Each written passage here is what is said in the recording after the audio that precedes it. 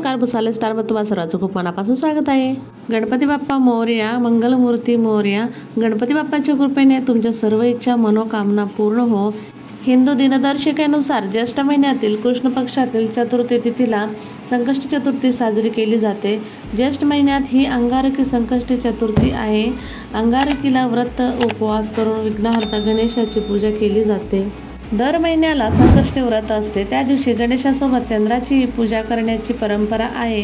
अंगारकी संकष्टी चतुर्थी म्हणजे संकटांचा नाश करणारी चतुर्थी मानली जाते। जो खऱ्या मनाने व्रत उपवास करतो आणि विधीप्रमाणे गणपती बाप्पांची पूजा करतो, श्री गणेश त्यांचे संकट दूर करतात, त्यांच्या जीवनात मंगल गोष्टी आणतात आणि कार्यात यश देखील मिळवून देतात।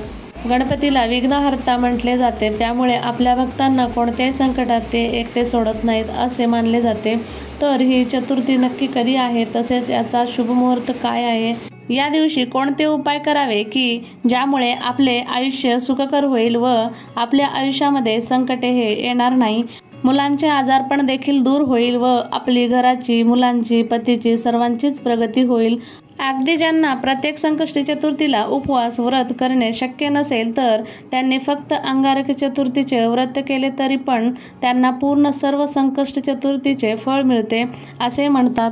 मग या दिवशी कोणते उपाय करावे हे जाणून घेण्या अगोदर तुम्ही चॅनलवरती नवीन असाल तर चॅनलला लाईक करा आणि सबस्क्राईब देखील करा। कमेंटमध्ये गणपती बाप्पा मोरया किंवा श्री स्वामी समर्थ जरूर लिहा। ज्येष्ठ महिन्यातील कृष्ण पक्षातील चतुर्थी तिथी मंगळवारी 25 जून रोजी पहाटे 1:23 सुरू होईल। तर ही तिथी 25 जूनला रात्री 11:10 संपेल। उदय तिथीच्या आधारे अंगारकी संकष्टी चतुर्थी व्रत 25 जून रोजीच पाळण्यात येणार आहे। 25 जून रोजी अंगारकी संकष्टी चतुर्थी व्रत करणाऱ्यांनी रात्री 10:30 नंतर चंद्राला अर्घ्य द्यावे। अंगारकीच्या रात्री साधारण 10:30 नंतर चंद्रोदय होईल।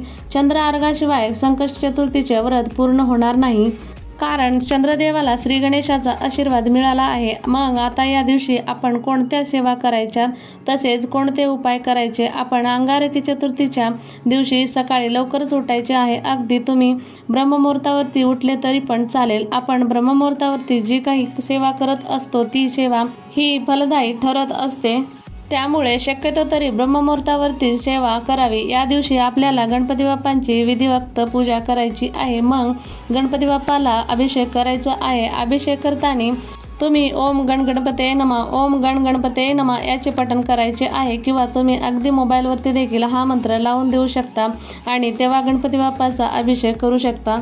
गणपती बाप्पाला जेव्हा अभिषेक करत असतो ते जे काही पाणी आहे ते तुम्ही तुमच्या मुलांना आवर्जून द्या, की ज्यामुळे मुलांची अभ्यासामध्ये नक्कीच प्रगती होईल। पहिले जे पाणी आहे ते तुम्ही झाडांना टाकू शकता आणि नंतर अभिषेक करताना जे काही पाणी आहे किंवा तुम्ही पंचामृताने अभिषेक घालणार असाल तर ते मुलांना तुम्ही ग्रहण करायला द्या, यामुळे मुलांची प्रत्येक क्षेत्रामध्ये नक्कीच प्रगती होईल। आता गणपती बाप्पाला बुद्धीचा देवता देखील म्हटले आहे, त्यामुळे ज्या मुलांना अभ्यासामध्ये अडचणी अडथळे येत असतील, नोकरीमध्ये अडचणी अडथळे येत असतील तर अशा मुलांनीच गणपती बाप्पाला अभिषेक हा करावा। आता आपण एक शुद्ध तुपाचा दिवा प्रज्वलित करायचा आहे, किंवा तिळाच्या तेलाचा, मोहरीच्या तेलाचा दिवा देखील प्रज्वलित करू शकता। आपण लाल आसनावरती थोडेसे तांदूळ ठेवायचे आहे, त्यावरती हळदी कुंकू अर्पण करायचे आहे आणि नंतर गणपती बाप्पांची मूर्ती तुम्ही ठेवायची आहे। आता गणपती बाप्पाला तुम्ही अष्टगंध लावायचा आहे, तसेच हळदी कुंकू अर्पण करायचं आहे। या दिवशी गणपती बाप्पाला आपण दुर्वा देखील अर्पण करावे आणि सर्वात महत्त्वाचं म्हणजे गणपती बाप्पाचा आवडीचं फूल, जास्वंदीचं फूल देखील बाप्पाला अर्पण करावे। आता प्रसादामध्ये आपल्याला या दिवशी मोदक हे जरूर बनवायचे आहेत। आता गणपती बाप्पांची जेव्हा पूजा करत असतो तेव्हा आपण गणपती अथर्वशीचं पठण हे जरूर करावे, यामुळे मुलांना कोणत्याही कामामध्ये, क्षेत्रामध्ये अडथळे येणार नाही। तसेच तुम्ही देखील गणपती अथर्वशीष या दिवशी पठण करू शकता, किंवा पठण करण्यासाठी खूप अवघड वाटत असेल तर तुम्ही श्रवण केलं तरी पण चालेल। तसेच गणपती स्तोत्र देखील या दिवशी जरूर म्हणावे।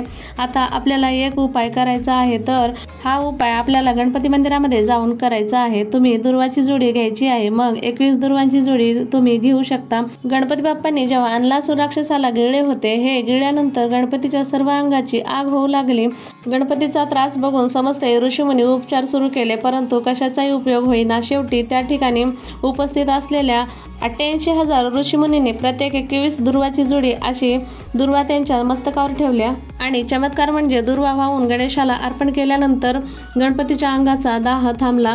तेव्हापासून गणपतीला दुर्वा प्रिय आहे आणि गणपती पूजनात दुर्वांचे अत्यंत महत्त्व आहे। तेव्हा गजानन म्हटले की ज्या दुर्वामुळे माझ्या अंगाचा दाह शावला, या दुर्वा मला अर्पण करणाऱ्या व्यक्तीची सर्व पापे नाहीशी होतील, व्यक्तीला बुद्धिसिद्धी प्राप्त होईल, त्यांच्या सर्व इच्छा मनोकामना मी नक्कीच पूर्ण करेल व त्यांच्यावरती कोणताही संकट येणार नाही। त्यामुळे आपण अंगारकी चतुर्थीच्या दिवशी गणपती बाप्पाला 21 दुर्वांची जोडी जरूर अर्पण करावी। आता आपल्याला या दुर्वाच्या जोडीचा उपाय करायचा आहे। तुमच्या इथे जिथे जवळ बाप्पांचं मंदिर असेल तिथे तुम्ही जायचं आहे। तिथे आपण गणपती बाप्पाजवळ 21 दुर्वांची जोडी ही अर्पण करायची आहे। त्यानंतर ती जोडी आपल्याला अर्धा तास तिथेच ठेवायची आहे। बाप्पाजवळ ठेवल्यानंतर तुम्ही मंदिरामध्येच बसून राहा किंवा कुठेही साईडला गेलात तरी पण चालेल। नंतर आपल्याला आपण जो काही दुर्वा अर्पण केला होता तो दुर्वा आपल्याला परत घ्यायचा आहे। आता या दिवशी मंदिरामध्ये खूप म्हणजे खूप गर्दी असते आणि जर आपण जी दुर्वाची जोडी अर्पण केली होती ती दुर्वाची जोडी जर आपल्याला मिळाली नाही तर तिथून तुम्ही गणपती बाप्पाला अर्पण केलेली कोणती पण दुर्वाची जोडी ही घेऊ शकता। आता ही दुर्वाची जोडी आपल्याला घरी घेऊन यायची आहे।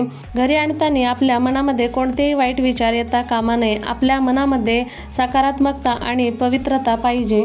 आता ही दुर्वाची जोडी घरी आणल्यानंतर आपण आपल्या मुख्य जो काही दरवाजा आहे त्या दरवाजामध्ये ही जोडी ठेवायची आहे।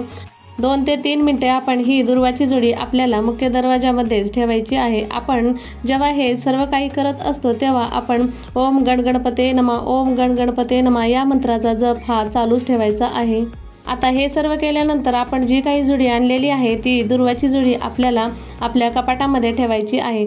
तुम्ही जिथे पण पैसा ठेवता तिथे आपल्याला ही जोडी ठेवायची आहे। यामुळे काय होईल तर आपल्या घरामध्ये कधीच कसलीच कमतरता ही भासणार नाही। आपल्या घरामध्ये माता लक्ष्मीचा वास हा राहील। माता लक्ष्मी कधीही आपल्या घरातून जाणार नाही व जे काही पैशांचे मार्ग आहे ते नक्कीच मोकळे होतील। आपल्याकडे आलेला पैसा हा स्थिर राहील। आपल्यावरती येणारी सर्व संकटे नक्कीच दूर होतील। आपल्याला हा उपाय फक्त अंगारकी चतुर्थीलाच करता येणार आहे, त्यामुळे अत्यंत दुर्मिळ असा योग आहे। तुम्ही याच दिवशी ही जोडी जरूर घरी आणा। तुम्हाला जर व्हिडिओ आवडला असेल तर कमेंटमध्ये ओम गणगणपते नमः जरूर लिहा। तर फ्रेंड्स, भेटूयात असंच एका नवीन इंटरेस्टिंग व्हिडिओमध्ये। तोपर्यंतसाठी बाय बाय, थँक्यू।